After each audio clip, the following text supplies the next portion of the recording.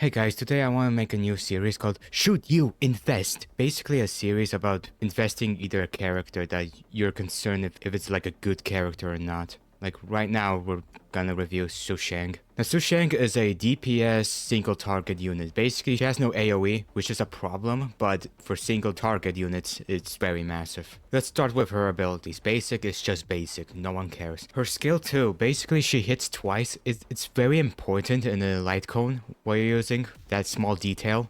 And there's a 33% chance for a sword stance, which is a problem. 33%, it's very RNG, but if she weakness break it, it's a guaranteed sword stance, no regardless. Her talent is, if she breaks a unit with her with a weakness, she gains speed. And her ultimate, she basically summons the chicken, targets an enemy, deals damage, and then she immediately takes action, which can be very important on what support role you're gonna use her. But she also gains 2 sword stance, like stacks. And this time it will like basically 50% chance of increasing sword stance. But again, if you break the unit's break weakness, it'll just get it guaranteed, regardless. For Lightcone, I'm using Swordplay. Each time she attacks, she increases her damage. That's why I talked about her skill. She hits twice, which increases her stacking ability. Now, the problem with this Lightcone is, if she changes targets, that buff just disappears, and you have to start all over again.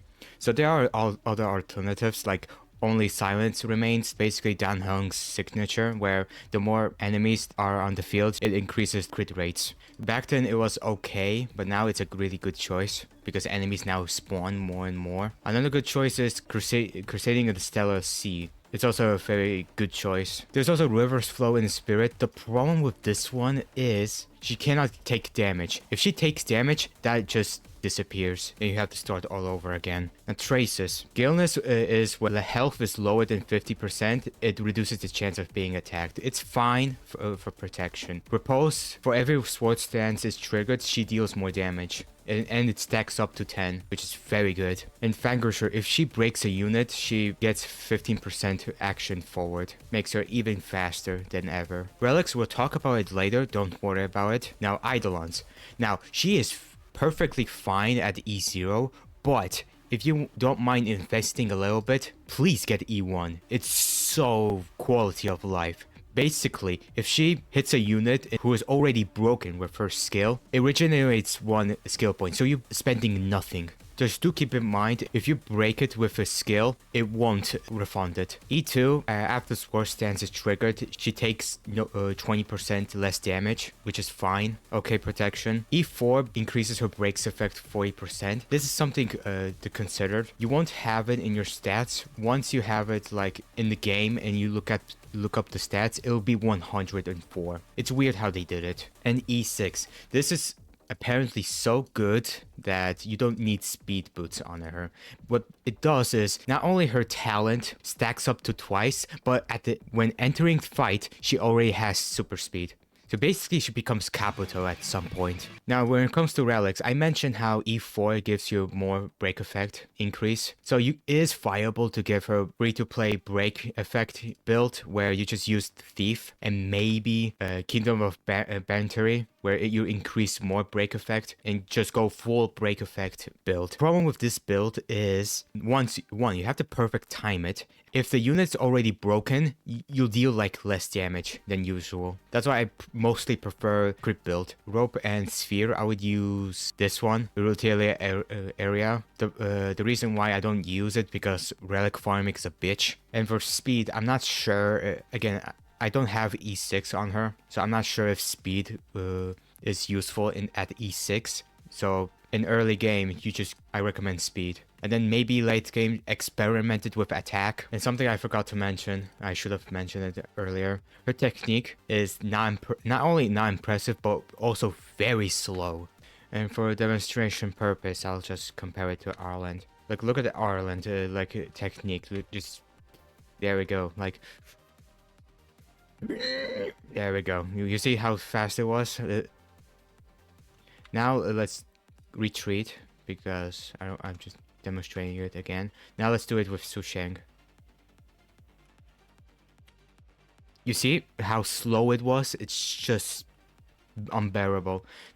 Now in MOC it doesn't matter, but still it's just so slow. Yeah, one more okay.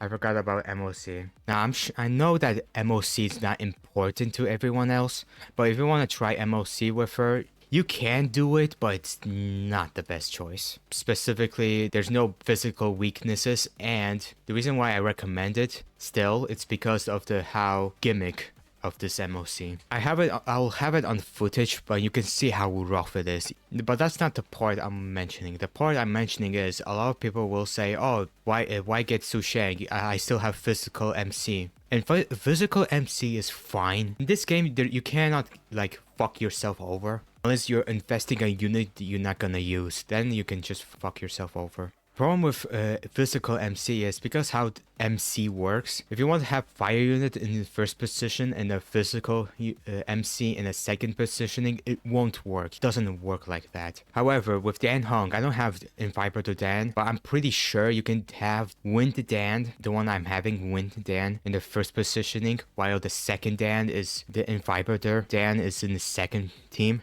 I'm pretty sure you can do that, but with MC, you can't, which is just bizarre. That's why I highly recommend Sushang for people who need a physical unit. You can also use Luca if you're lucky.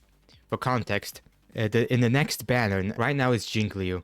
In the right after Jingliu, it's gonna be Topaz, and with Topaz, you're gonna get Sushang, Luca, and the new 4-star Fire Nihility. I don't remember her name, but you're gonna get her. So what if you get Luca rather than Sushang? He is also a good alternative. Problem with him, he doesn't deal AoE, but he's also a good alternative. How about this? What if you get both of them? Can you still have 2 of them in your team? If the answer is yes, you can. You can have Luca as main DPS. I don't know how you build him, but you can have main attacker, or you can have the opposite. She is the crit based, and he is the break unit. Okay, I think I covered everything else in this video. I'm not completely sure. Next video, I'm probably gonna cover Herda. See you next time. Oh yeah, and of course, comment section for criticism. Have a nice day, night.